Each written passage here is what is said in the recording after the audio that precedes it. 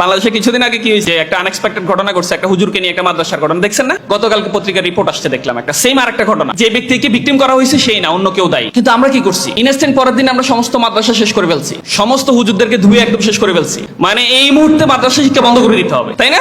Instant react করি আমরা একটু সময় যেতে দিই না। এই যে ইনস্ট্যান্ট রিয়াক্ট করি, এটা কিন্তু চরম ক্ষতিকর। কিছুদিন আগে আমাদের রেজাল্ট হয়েছে না, কি অবস্থা রেজাল্টের?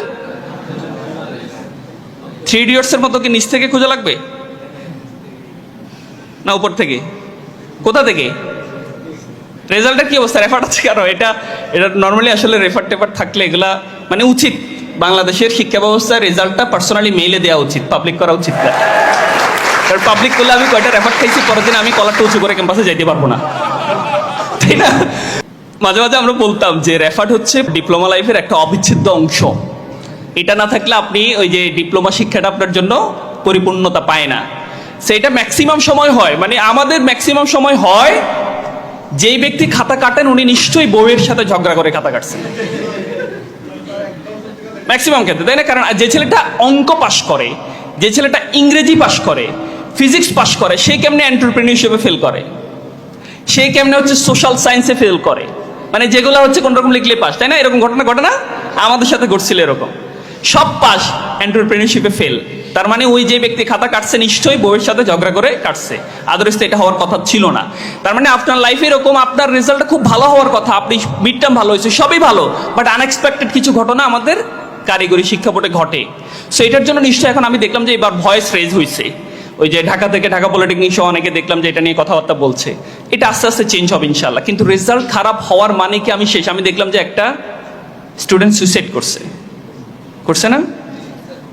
মানে আমি একটা রেফার্ট খাইলাম, ধরেন আমি একটা রেফার্ট খাইয়ে আমি যাতনা, কষ্ট, বেদনা নিতে পারি নাই, আমি শেষ। সো এটার এন্ডিংটা কি, এটার লার্নিংটা কি, এটার কনক্লুশন কি? এখান থেকে আমার পরিবার কি পাইলো? সারা জীবনের দুঃখ, কষ্ট, বেদনা পাইলো না? আমি কি পাইলাম? আমি কি পরকাল পাইলাম? ইহকাল তো পাইলামই না। তার মানে এত বেশি ইমোশনাল আমরা, এত বেশি আবেগ কন্ট্রোল করতে পারি না। কন্ট্রোল করতে না পেরে আমি ঝাঁপ দিয়ে ফেলি।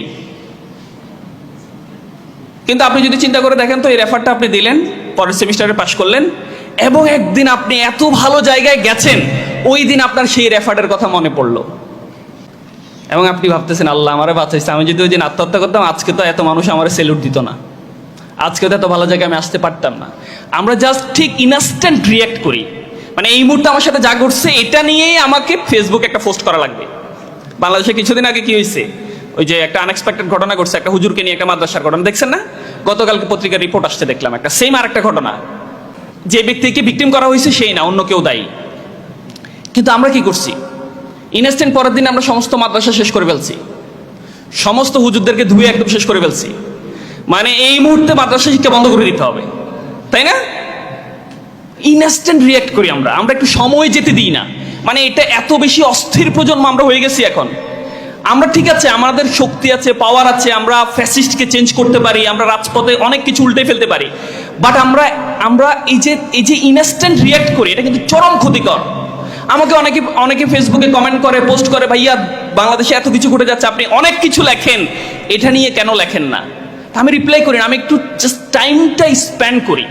মানে আপনাকে কেউ একজন এই মুহূর্তে থাপ্পড় দিছে, আপনি ইনস্ট্যান্ট যদি রিয়াক্ট করেন কঠিন থাপ্পড় দিবেন, 10 মিনিট পরে সেম ওয়েটের থাপ্পড়টা দিবেন না। একদিন পরে আপনার কাছে মনে হবে যে আল্লাহ তো বলছে যে ক্ষমা করে সে আমার কাছে শ্রেষ্ঠ, সো আমি মাফ করে দিই। কয়েকদিন পরে মনে হবে যে ওই লোকটা ভুলই করছে, দৌড়, এটা আমি আর জীবনে মনেই করবো না। তার মানে ইনস্ট্যান্ট রিয়াকশনটা খুবই ভয়ঙ্কর। কি দিতে হবে? টাইম দিতে হবে। তাইলে রেফার্ট একটা খাইলে কি ইনস্ট্যান্টলি লাভ দেবো ছাদের উপরে গিয়ে? দেবো? আর সামনে তো কক্সবাজার, সমুদ্র সৈকত। আপনি চিন্তা করবেন আমার তো ছাদ না, অসুবিধা কি, সমুদ্রে ঝাঁপ দেবো, হাঙ্গরের পেটে চলে যাবো। এইগুলো করা যাবে না, ইনস্ট্যান্ট রিয়াকশনটা করা যাবে না, ইমোশনকে কন্ট্রোল করতে হবে।